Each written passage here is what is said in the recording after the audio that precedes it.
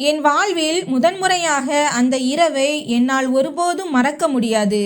ஒரு மாமனார் தன் மகள் போன்ற மருமகளிடம் இப்படியெல்லாம் நடந்து கொள்வார் என்று நான் கனவிலும் நினைத்து பார்த்ததில்லை. என் பெயர் ராதிகா. எல்லோருக்கும் என்னை பிடிக்கும். நான் மிகவும் அழகாக இருந்தேன். எனக்கு இப்போதுதான் 30 வயது முடிந்தது. ஆனால் ஊர்க்காரர்கள் இப்போதும் சொல்கிறார்கள், இந்த பெண் இன்னும் ஒரு தேவதையைப் போல் இருக்கிறாள் என்று. திருமணமாகி 2.5 ஆண்டுகள் ஆகிவிட்டன. ஆனால் என் கணவர் நகரத்தில் வேலை செய்கிறார். மாதத்தில் 10 நாட்கள் கூட வீட்டிற்கு வரமாட்டார். வீட்டில் நான், என் மாமியார், மாமனார் மற்றும் மைத்துனியின் சிறிய மகள் மட்டுமே இருந்தோம். என் மாமனாரின் பெயர் தாஸ். அவருக்கு வயது 55 நெருங்குகிறது. ஆனால் அவர் இப்போதும் இளம் வயது ஆண்களைப் போல சுறுசுறுப்பாக இருப்பார். 6 அடி உயரம், இன்னும் கருமையாக இருக்கும் மீசை, கண்களில் ஒரு மின்னல். நான் அவரை கண்டு பயப்படுவதாக மக்கள் சொல்வார்கள். உண்மைதான், நான் பயப்படுகிறேன். ஆனால் அது எதற்கான பயம் என்று எனக்கே தெரியவில்லை. அன்று இரவு கடும் வெயிலாக இருந்தது. மின்சாரம் துண்டிக்கப்பட்டிருந்தது. நான் என் அறையில் படுத்திருந்தேன்.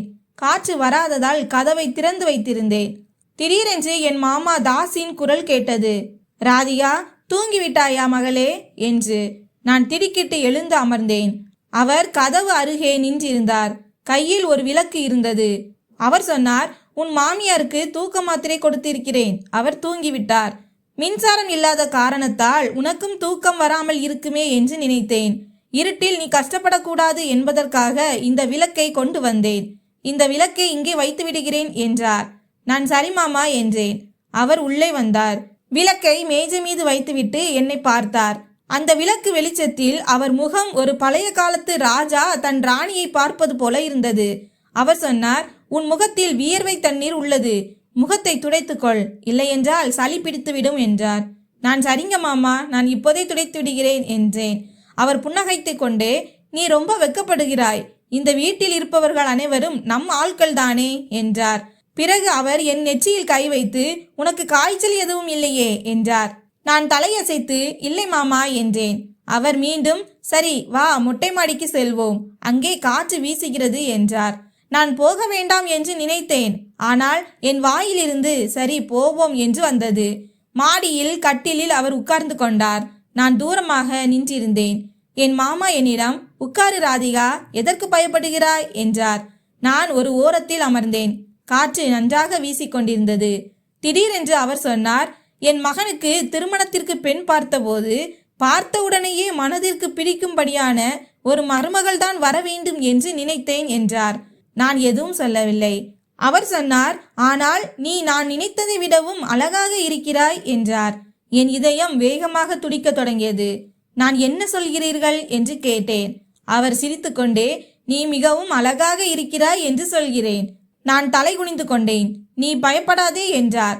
ஆனால் ஒன்று, நான் உன்மேல் அதிக அன்பு வைத்திருக்கிறேன் என்று கூறிவிட்டு அவர் பேச்சை நிறுத்தி கொண்டார். நான் நிமிர்ந்து பார்த்தேன். அவரது கண்களில் என்னால் புரிந்து கொள்ள முடியாத ஏதோ ஒன்று இருந்தது. நான் மெதுவாக, ஆமாம், எனக்கும் சில நேரங்களில் அப்படி தோன்றும் என்றேன். நீங்கள் ஏன் இவ்வளவு அக்கறையாக இருக்கீங்க என்று எனக்கும் தோன்றும் என்றேன். அவர் புன்னகைத்து, தோன்றுகிறது இல்லையா, நல்லது, அப்படிதான் தோன்ற வேண்டும் என்று கூறிவிட்டு, சரி தூங்கு, நான் போகிறேன் என்று சொல்லிவிட்டு சென்று விட்டார்.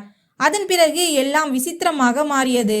அவர் என்னை பார்க்கும் போதெல்லாம் கண்கள் ஏதோ பேசும், ஆனால் வாய் வேறொன்றை சொல்லும். நான் அவர் கண்களை பார்ப்பேன். ஒரு நாள் அதிகாலை நான் குளித்துவிட்டு வந்தேன். இளஞ்சிவப்பு நிற சேலை அணிந்திருந்தேன். அவர் முற்றத்தில் அமர்ந்து டீ குடித்து கொண்டிருந்தார்.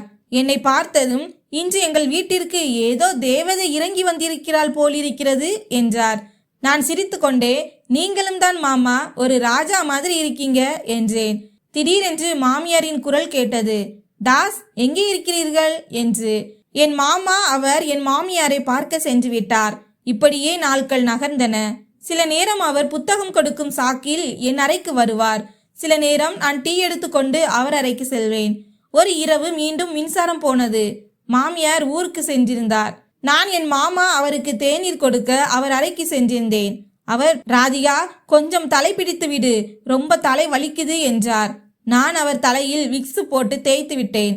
திடீரென்று அவர் என் கையை பிடித்தார். நான் திகைத்து போனேன். நான் என் கையை இழுத்து கொண்டு எழுந்து நின்றேன். நான் கிளம்புகிறேன் மாமா என்றேன். நான் அறையை விட்டு வெளியே வந்து விட்டேன். அன்று இரவு என்னால் தூங்கவே முடியவில்லை. பிறகு ஒரு நாள் எல்லாவற்றையும் மாற்றிய ஒரு விஷயம் நடந்தது.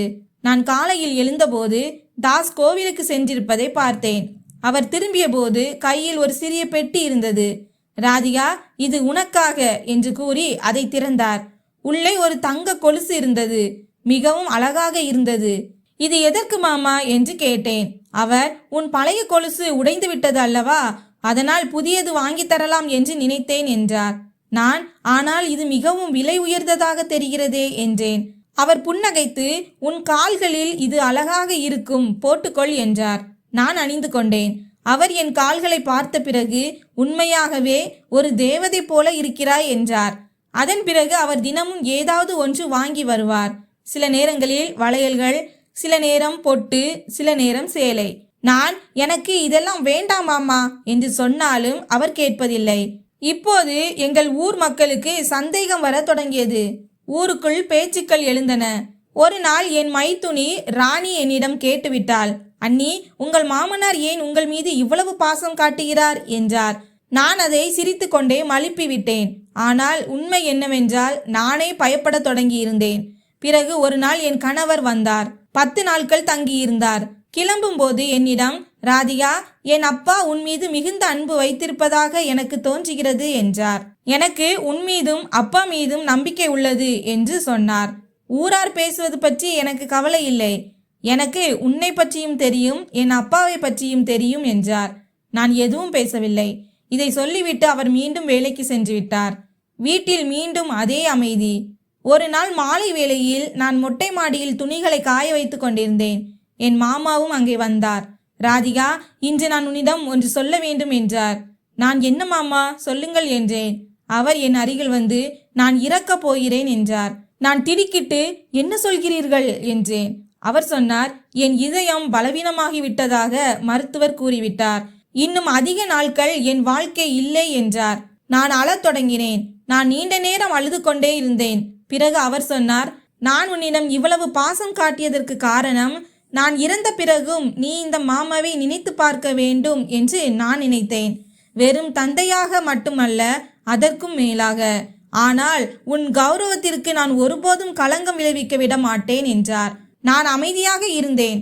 அவர் சொன்னார், நீ என் மருமகள், எப்போதும் அப்படியே இருப்பாய். ஒரு தந்தை தன் மருமகளை மகளை விட அதிகமாக நேசித்தார் என்பதை மட்டும் நினைவில் வைத்துக்கொள் என்றார். அதன் பிறகு அவர் நோயுற்றார். படுத்த படுக்கையாக இருந்தார்.